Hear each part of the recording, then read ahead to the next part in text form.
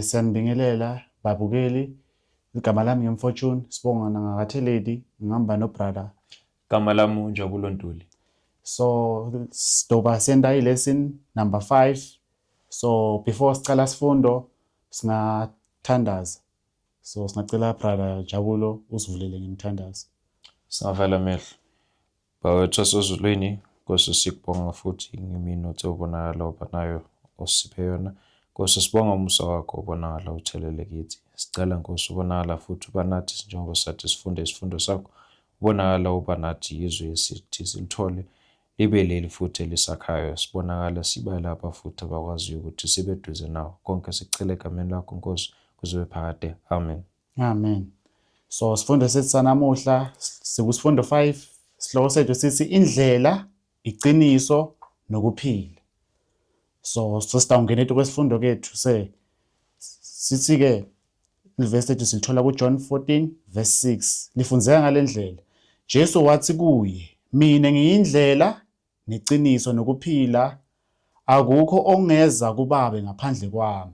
So lesithola la sithola ukuthi Jesu Kristu uyakhuluma nabafunzi bakhe ukuthi akukho longeta kuBaba ngaphandle kwakhe, ngoba uyisho ngalendlela yokuthi ngoba umuntu usowonile eveni, angeke sisakhona communicate naNkulunkulu from e-Eden, njengoba siyathi ukuthi bo Eva na Adam bawona abazange bakhona ukukhuluma naNkulunkulu. So ngaleyo ndlela ke, so Jesu Kristu uthi kufuneka site kuye, angeke size siye kuBaba ngaphandle kwakhe. So into lesihlukanisa naNkulunkulu usono, but Jesu Kristu uveta licebo lani lemusa ukuthi sikhone kuya kuye. Angathi nangabe kukhona brother Njabulo lo afuna uku-add lapho. Kungeza lana kulawa mazwi esithe sawathola lana kuJohn 14 verse 6 esathi sikhulume kabanzi ngawo.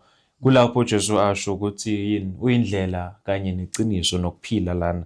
Kuyiloko abonakala kusho as i-assurance kubafundi bakhe lana ukuthi bakwazi ukuthi babuyelane noNkulunkulu. Kumele bangene ngani through yena uJesu Christ njengoba kuye indlela. Njengoba futhi asho ukuthi uyiqiniso, kulapho kuphela sazini isimilo sikaNkulunkulu, and ngokwazi isimilo sikaNkulunkulu senzani sithola impilo. Amen. So siyachubeka siya ku Sunday ngelisonto. So sihloko sethu sa Sunday sithi uJesu ukhuluma ngokubuyela kwakhe kuyise. So i-question yethu kunumber A ithi lana, yimaphi amagama uJesu awakhuluma ekupheleni komsebenzi wakhe emhlabeni na? John 13 verse 33. Ithi lana, yimuphi umlayezo owawunikezayo na? John 13 verse 34 and 35. So lana kulawa mavesi akhuluma ngokuthini uKristu ubonakala uyasho kubafundi bakhe ukuthi unabo isikhathi esincane, kepha kuzabonakala kufika lapho isikhathi kumele ahambe khona. And uyasho lana ukuthini njengoba ashilo ukuthini la yakhona angeke bakwazi ukuthini bamlandele. So njengoba asenabo manje ubanikeza yini umyalo ukuthini babe labo abathandanayo njengoba naye enzeni athe wabathanda lana. Yiwo umyalo atheni wawashiya nabo, kanye futhi nokuthi kuyiko okuzathi kube lokho kubanikeza ithemba ukuthi benzeni bakwazi ukuthi bacinisane ekukholweni njengoba basalindele ukubuya kwakhe. Amen. So Jesu Kristu akakhuluma ngemiyalo lomusha. So lo myalo lo Jesu Kristu ukhote from the Old Testament, from the 10 commandments.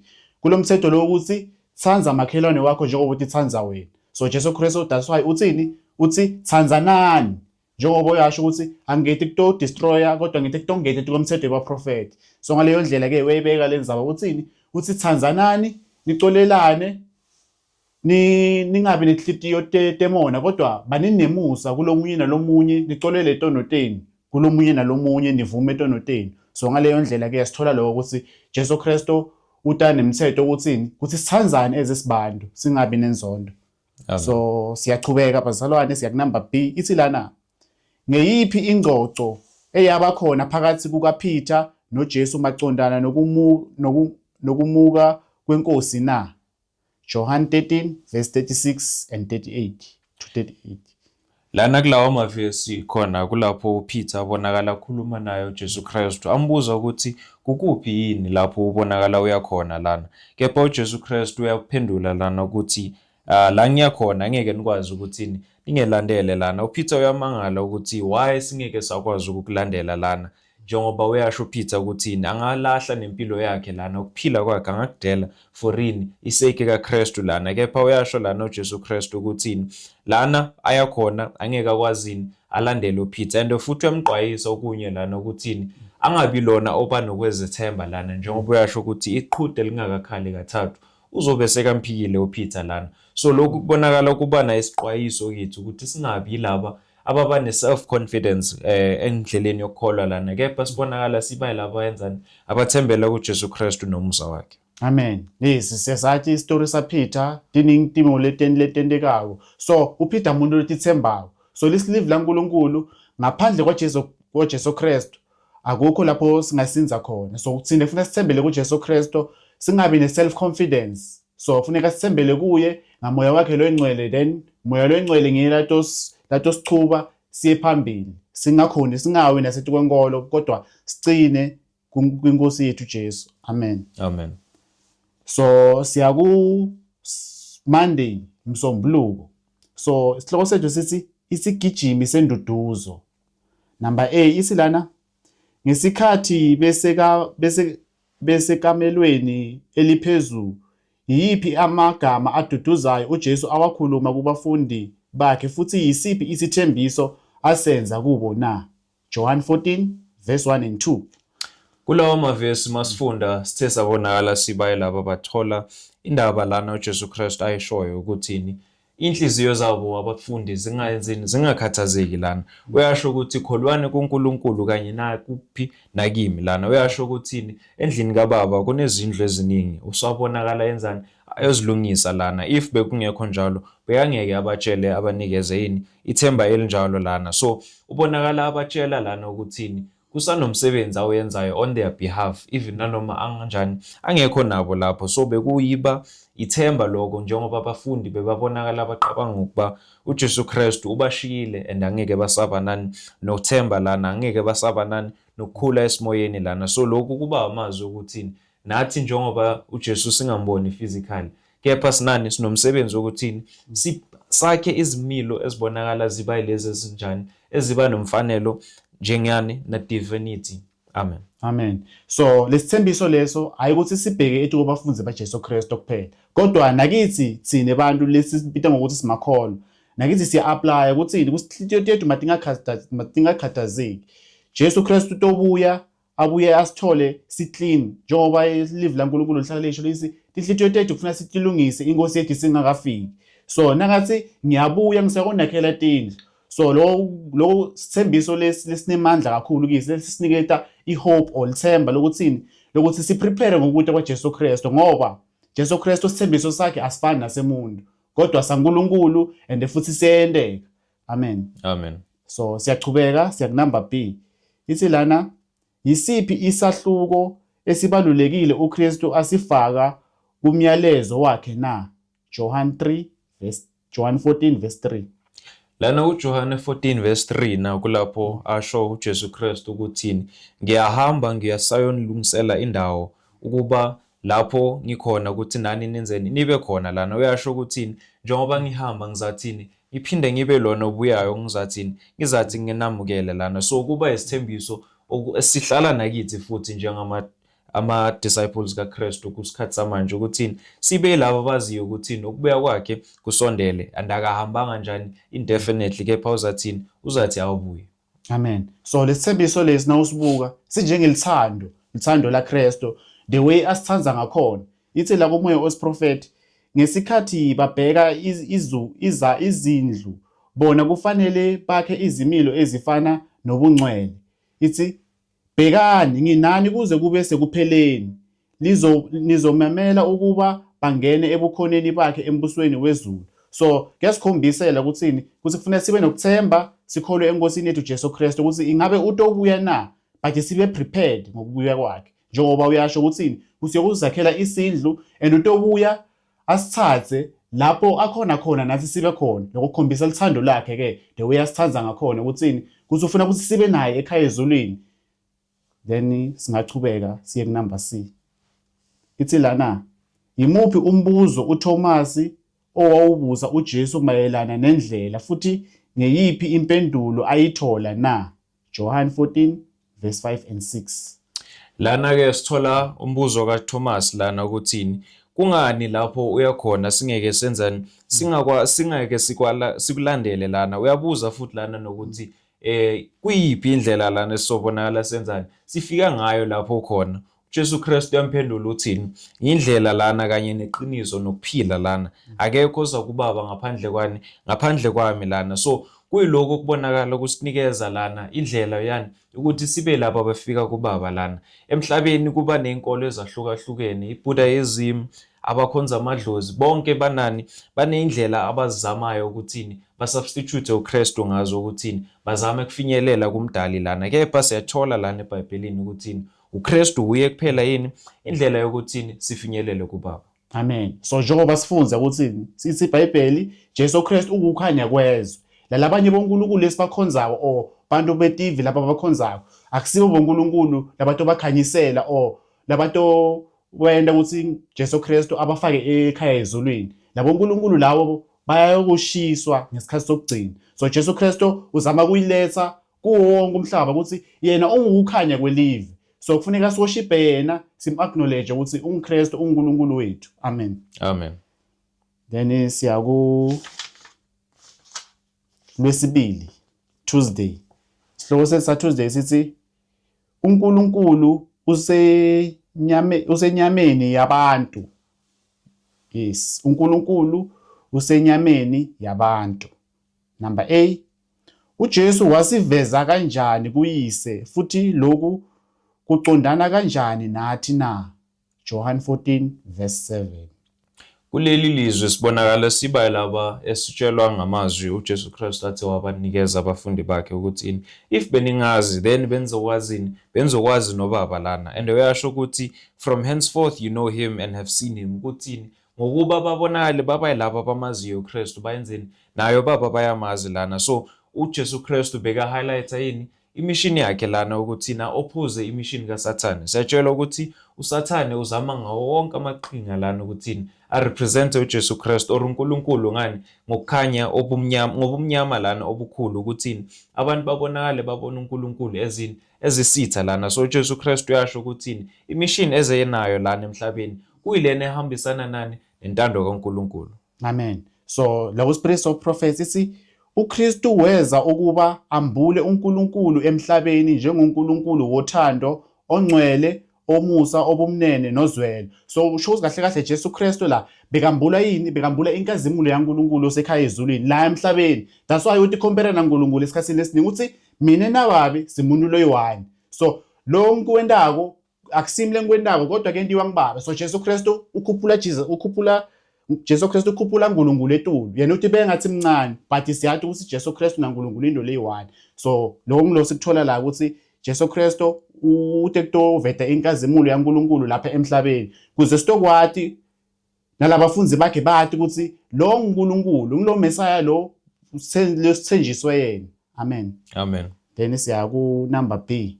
Number B wethu uthi isiphi isicelo uPhilip asenza kuJesu futhi lokhu kwakubukeleke kangakanani ngempendulo yenkosi na?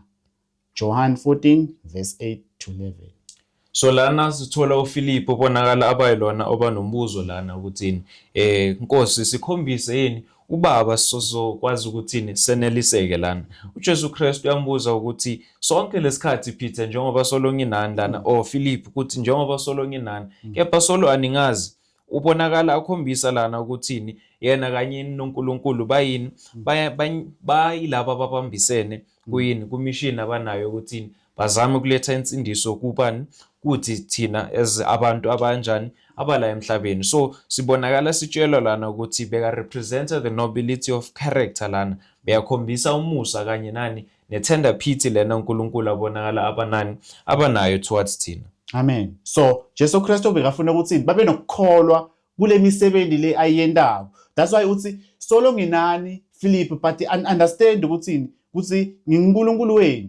That's why uthi Philip if wena wasikhombisela ababi sitoyaneliseka thina. Sho kahle kahle sitophelele. Uthi Philip solo nginani sonke lesikhathi. Solo awumati babe yini. lo ngikwenda la emhlabeni akusimi lengikwendako kodwa ngibabe lokwenda kimi. So Jesu Kristu uzama ukumchazela ukuthini, ukuthi yena nababe into leyi-1 kude mehluko. Yena uthi to-presenter uNkulunkulu wasezulwini la emhlabeni. So bekafuna ukuthi Philip abe nokukholwa ukuthi yena uNkulunkulu. Amen. Amen. Then siya kulwesithathu. Ithi lana imisebenzi emikhulu, izibusiso ezikhulu. Number A wethu uthi yimaphi amathuba amakhulu uJesu awanikeza abafundi bakhe na John 14 verse 12. Ukuthi lana ethuba uJesu Kristu athi wabonakala anikeza yini abafundi bakhe lana. Uyasho la kuJohn 14 verse 12 ukuthi he that believeth on me, the works that I do shall he also do, and greater works than these shall he do. Ukuthi uyasho lana uJesu Kristu ukuthi lona ukholwa kuye uzoyenzani, uzoyenza le misebenzi lena naye bekayenza lana uJesu Kristu, kepha hayi kuphelele lapho, kepha uzobonakala abanjani, abayilona uqinisekayo obanamandla lana ukuthi aqhubekise le phambili lowo msebenzi lana. Kepha kumele sikunake lana ukuthi uJesu Kristu makasho lokho bekangasho ukuthi sizaba nani nesimilo esifana naye exactly, sidlule futhi isimilo sakhe, kepha bekasho ukuthi ngomsebenzi esizathi siwenze through ukubambisana nomoya engcwele lana nokubambisana naye uJesu Kristu, sobonakala siba labo abakwaziyo ukuthi baqhubekise leyo mission yakhe yani yokukhombisa uthando emhlabeni lana. Sizathi sibe labo abakwazini ukufinyelela lana emndaweni zonke lana ezila emhlabeni ukuthi lokho kukhanya kwakhe uJesu Kristu ukuthi kufinyelele kulabo labo bantu. Amen. So sikuloko lesikutholako. So dofunza la kumoya osiprofeti ithi lana umsindisi wayekhathazekile kakhulu ukuthi abafundi bakhe bangazwisisa ukuthi ubungcwele bakhe babuhlukene ngesiphi isizathu nomuntu. Weza emhlabeni ukubonakalisa inkazimulo kaNkulunkulu. So njengoba siyathola ukuthi Jesu Kristu uthi la emhlabeni kuto representa inkazimulo kaNkulunkulu. So lo Jesu Kristu akwendako, so uthumele ethini, not just bafundi bakhe but wonke umuntu osemhlabeni ukuthi preach live laNkulunkulu mhlaba wonke, atinikele sikhonze inkosi ngeliqiniso kuze ukuthini, kuze ukuthi sitokhona kungena ekhaya ezulwini. Amen. Amen. So siya ku number B ithi lana isiphi isiqiniseko uJesu asinikeza ukuletha ithemba lezikhathi zonke na John 14 verse 13 and 14. Lana kulawa mavzi sibonakala sitshelwa ngokuthini isithembiso esikhona ukuthi lapho siqela noma yini ngegama lakhe uJesu Kristu uzathini, uzakuthi akwenze lana ukuthini uNkulunkulu abonakala enzani, abayilona odumisekayo through indodana lana. So besibonakala sitshelwa lana lowo msebenzi lona uJesu Kristu abonakala enzani, ayenza ekhaya ezulwini lana ukuthi uintercede for thina lana, ubonakala abayilona osinqengela lana ukuthi lapho siba yilabo abaletha imikhuleko yethu ngokwezothoba kuye, sibonakala siba yilabo abaqela ngegama lakhe, sibonakala sithani, sizathi sibe yilabo abathola ukuphenduleka lana. Amen. So if nangabe sikholwa enkosini ethu Jesu Kristu, konke lesikucelako uyithi wena ngiyakunenzela. Njengoba the time ashiya abafundi bakhe athi hambani yoshumayela livi, nibabhabhadise egameni lenkosi Jesu Kristu, nibayendele lokuhle. Kodwa lokho kuyasikhombisela ukuthini, ukuthi inkosi yethu if nangabe sicela sinelikholo, then tonke into tiyendeka kuyo. Hayi ngokuthandaza kayi-1. For example njenga Elisha wathandazele ukuthi imvula ingani for 3 years. But akazange astophe, wabona ukukholwa kulomthandazo wakhe. So lokho yasifundisa ukuthi yonke into lesikholwako iyayendeka enkosini if nangabe sihamba ngendlela yeliqiniso. Amen. Amen. Okay, siya ku lwesine. So lwesine ithi lana isikhathi esikhethekile. Then siya question A ithi lana chaza umzuzu okhethekile abafundi ababanawo noJesu lapho echaza ukuxhumana kwakhe noyise. John 14 verse 8 to 10. Nokuthi nathi singakujabulela kanjani ukuhlangana okunjalo nezulu. Izihlabelelo zezihlabelelo chapter 2 verse 4. So lana sibonakala siba laba abatshelwa ngani ngesikhathi esibonakala sikuso lana ukuthi the same way uJesu Kristu ubonakala akhulume kanye nabafundi bakhe oFilip lana ukuthini bazi uNkulunkulu through yena lana. It is the same nakithi lana ukuthini lapho simazi uNkulunkulu simazi uJesu Kristu sibonakala sazi uNkulunkulu sazi uthando lwakhe uNkulunkulu. Futhi nalana kumoya wesiprofeto sibonakala sitshelwa siqiniselwa lana ukuthi sibeni yilaba baba filled within meekness ne-tenderness, sibe laba babamnene lana, sibe laba baba gentle lana, sibonakala sikwazi ukuthini ibhena kaKristu lana kumele siphakamise uthando lwakhe lana, sibonakala siba ilaba aba-understandayo ukuthi nezithelo zalolo thando lana zilezi ezinjani esingazithokozela lana. Siyatshelwa lana ukuthi kumele sibe laba abayenzani an atmosphere enjani efana nezulu lana sisela emhlabeni. Amen. Yes, sithola lokho-ke ukuthi kufuneka sirepresent i-character yaJesu Kristu la emhlabeni. Njengoba isho la ku-Spirits of Prophets ithini? Inkazimulo kaNkulunkulu yayikhazimula ebusweni bakhe futhi bonke ababekhona bashaywa luvalo lapho balalela ngokunaka ngenhliziyo amazwi akhe bezwa ukuthi inhliziyo zabo zadonseka kuye ngokuchumayo. So Jesu Kristu the time akhuluma nabo then buso bakhe bekunenkazimulo sho kahle kahle bekakhazimula la ebusweni. So that's why baba nelivalo ngoba beseka reach i-level yakhe yebuNkulunkulu. So lokho kuyasikhombisela ukuthini kuthi kufuneka sithembeke enkosini siprepare ngokuthi kwaJesu Kristu. So nase sivala so imessage lesilethayo etukwe balaleli ukuthi kude lo uNkulunkulu esingaya kuye ngaphandle kwaJesu Kristu. Singaya etuka emadlotini. That's why asi Judges 10 verse 14 asi hambani yokhala kulabo uNkulunkulu enibakhethile ngetikhathi enhlupheko ngoba angeke baze bakhone kunisita etukwetingo letimatima. So masikhetheni uJesu Kristu njengoba akukhanya kwelive noma angumsindisi wethu. Kude lo uNkulunkulu lesingaya kuye. Bayakhuluma abantu bathi hayi sine sikholele etukomadloti bathi hayi Jesu Kristu uyavuma but inkosi yethu siyathi ukuthi ayivumelani ithini isimadloti letindo leto tisilengiso phambili kokuso kwaNkulunkulu. So akukho lokunye nguSinkulunkulu ngiNkulunkulu ngiyi-1 uNkulunkulu akahlanganiswa. Amen. Amen. Ngathi brother Njabulo nawukhona imessage ofuna ukuyiletha nawe. Kungeza lana kulena nkulumo esithe sabonakala siba nayo lana yiloko esithe sabonakala sikugqwalisa lana eqaleni ukuthini lapho Jesu Kristu asho ukuthi uyindlela uyiqiniso nokuphila lana ukuthi njengoba ahambile lana wabonakala ashiya abafundi bakhe lana ubashiye nethemba ukuthini ukuthi bafinyelele kuleso similo leso uNkulunkulu asifunayo kumele babonakala bafinyelela kuleso similo ngani ngaye uJesu Kristu lana uyasho ukuthi uyiqiniso lana ukuthini ngalelo qiniso kulapho sibonakala sazi isimilo sikaNkulunkulu kulapho sazi uthando lwaNkulunkulu and nokwazi lolo thando lwaNkulunkulu akufuneki siphelele lapho kepha kumele senzeni silidlulisele ngaphambili lana silidlulisele kwabanye sibonakala esanzini sibe laba abawaziyo ukuthi sirepresent uKristu sibe ukukhanya kwakhe uKristu lana ezweni njengoba sesaphila lana njengoba sazi ukuthi uSathane naye ulwisana noNkulunkulu kepha nathi kumele sibe laba abasebenzayo sisebenzisane nomoya ongcwele ukuthini sibe laba abaletha ukukhanya lana sibe laba abaletha ukuthemba lana ukuthini njengoba uJesu Kristu ahambile uzathi aphinde abe lona obuyayo ukuthini asithathe ukuthi lapho akhona nathi sibe khona. Amen.